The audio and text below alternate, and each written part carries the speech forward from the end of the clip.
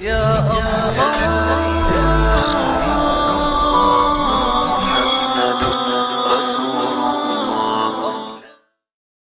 وعلیکم ورحمۃ اللہ وبرکاتہ۔ ماہ شعبان کے متعلق سوال کیا گیا ہے کہ شعبان کے اندر کیا عمل کیا جائے کہ زیادہ سے زیادہ اجر پایا جائے، اور اللہ کے رسول کے عمل بتا دیجئے شعبان کے متعلق۔ بسم اللہ الرحمن الرحیم۔ اس کے متعلق سب سے پہلی بات تو یہ ذہن میں رکھیں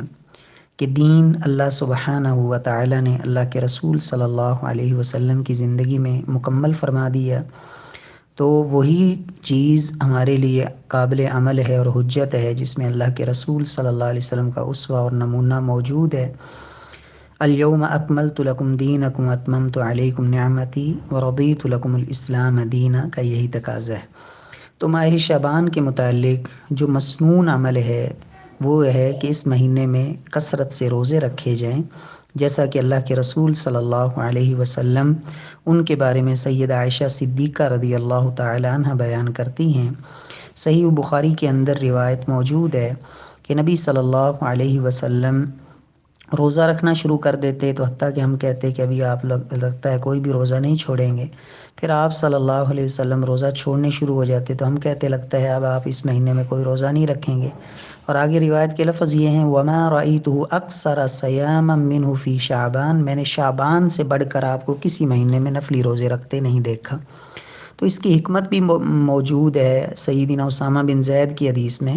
کہ نبی صلی اللہ علیہ وسلم سے جب پوچھا گیا کہ آپ اس مہینے میں کثرت سے روزے رکھتے ہیں تو اللہ کے رسول صلی اللہ علیہ وسلم نے فرمایا وَهُوَ شَهْرٌ تُرْفَعُ فِيهِ الْأَعْمَالُ إِلَى رَبِّ الْعَالَمِينَ، یہ وہ مہینہ ہے کہ جس میں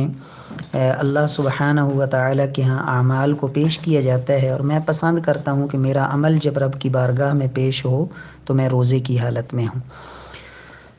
باقی اس مہینے کے اندر خاص طور پر شعبان کی 15ویں رات، اس کے حوالے سے بڑی باتیں معروف ہیں جس کو ہمارے ہاں شب برات بھی کہا جاتا ہے۔ پہلی بات تو یہ ہے کہ یہ شب برات یہ مرکبی درست نہیں، شب فارسی کا لفظ ہے، برات عربی کا لفظ ہے، تو شب برات اس کو کہنا یہ کہیں قرآن و سنت سے اس کا ثبوت نہیں ملتا۔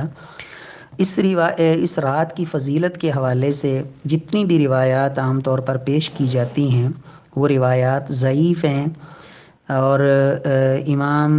شیخ ابن باز رحمۃ اللہ علیہ وہ فرماتے ہیں وقد ورد فی فضل لیلۃ النصف من شعبان احادیث ضعیفہ لا یجوز الاعتماد علیہا، شعبان کی 15ویں رات کے حوالے سے بہت ساری ضعیف روایتیں بیان کی جاتی ہیں اور ان پر اعتماد یہ درست نہیں ہے۔ اسی طرح حافظ ابن دحیہ ابو الخطاب ان کی ایک کتاب ہے ما جاء فی شہر شعبان، اس میں بھی وہ فرماتے ہیں کہ اہل جرح تعدیل اس بات پر متفق ہیں کہ لیس فی فضل لیلۃ النصف من شعبان حدیث صحیح، کہ شعبان کی 15ویں رات کے حوالے سے کوئی ایک روایت بھی صحیح نہیں ہے۔ تو لہٰذا یہ جو عام طور پر حدیثیں بیان کی جاتی ہیں کہ رجب اللہ کا مہینہ ہے، شعبان میرا مہینہ ہے اور رمضان میری امت کا مہینہ ہے، تو یہ موضوع روایتیں ہیں۔ اسی طرح شعبان کی جب 15ویں رات ہو تو تم اس رات کا قیام کرو، دن کا روزہ رکھو، تو یہ روایت جو ہے نا یہ بھی ضعیف ہے، انتہائی ضعیف ہے۔ اس کی سند میں ابن ابی صبرہ راوی ہے جس کو امام احمد بن حنبل، یحییٰ بن معین وغیرہ نے کہا یضع الحدیث، وہ حدیثیں گھڑا کرتا تھا۔ تفصیلات شیخ البانی رحمہ اللہ کی جو کتاب ہے سلسلہ ضعیفہ اس میں دیکھی جا سکتی ہیں۔ اس مہینے میں صلاۃ الالفیہ کے نام سے 1000 رکعت والی نماز کے نام سے ایک بدعت جو ابن ابی الحمراء جو نابلس کا رہنے والا تھا، فلسطین کا جو ایک شہر ہے، 448 ہجری میں یہ بیت المقدس آیا اور اس نے آ کے اس بدعت کو جاری کیا۔ اس اکیلے نے نماز شروع کی، دیکھتے دیکھتے لوگ ساتھ ملتے گئے۔ آئندہ سال جب یہ آیا تو بہت سارے لوگ پہلے سے جمع ہو چکے تھے، تو اس نے 100 رکعت پڑھائیں اس انداز سے کہ ہر رکعت کے اندر 10 دفعہ جو ہے وہ سورہ اخلاص کو پڑھا، تو اس طرح یہ صلاۃ الالفیہ یعنی 100 رکعت میں 1000 دفعہ سورہ اخلاص بن گئی۔ تو اب اس میں اس نے ایک حدیث بھی گھڑ ڈالی کہ حضرت علی کو اللہ کے رسول نے کہا تھا کہ جو شخص جو ہے یہ نماز پڑھے گا تو اگر لوح محفوظ میں وہ بدبخت لکھا ہوگا تو اس کو خوش نصیب لکھ دیا جائے گا، اور آئندہ 1 سال کے اس کے گناہ لکھے نہیں جاتے، اور جو بھی وہ حاجت رب سے طلب کرتا ہے تو وہ اس کی پوری کی جاتی ہے۔ حالانکہ یہ روایت بالکل من گھڑت ہے، موضوع ہے۔ امام شوکانی، ابن الجوزی، امام نووی، امام ابن حبان، امام قرطبی، امام سیوطی، ملا علی قاری، ان سب حضرات نے اس کو من گھڑت اور موضوع قرار دیا ہے۔ تو بہرحال شعبان کی 15ویں رات میں خاص عبادت نماز اس کا کوئی ثبوت نہیں۔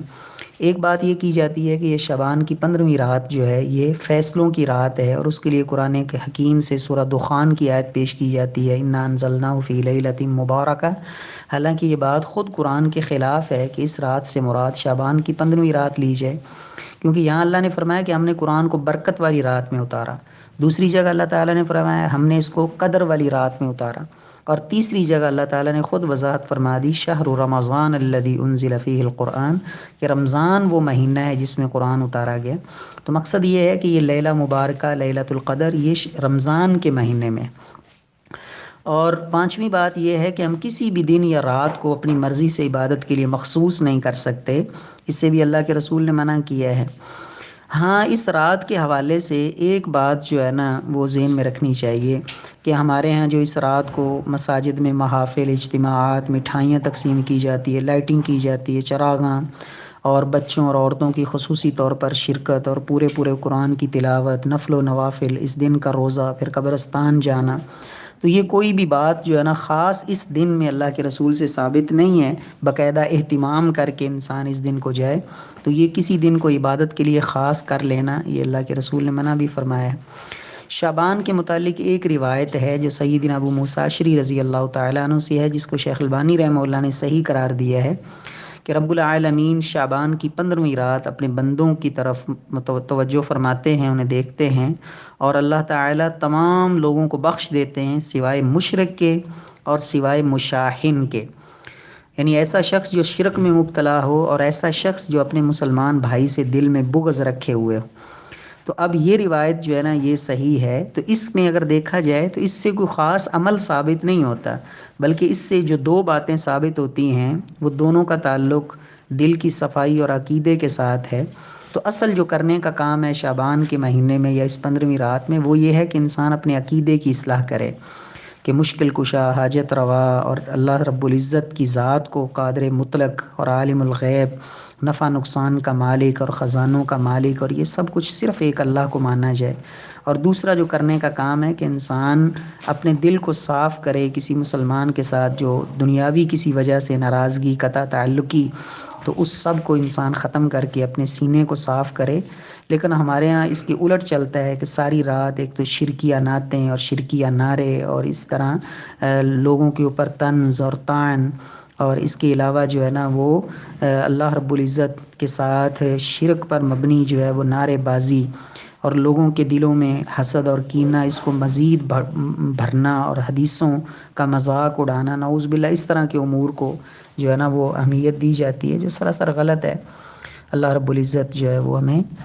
حق کو سمجھ کر اس پہ عمل کی توفیق نصیب فرمائے۔ السلام علیکم ورحمۃ اللہ وبرکاتہ۔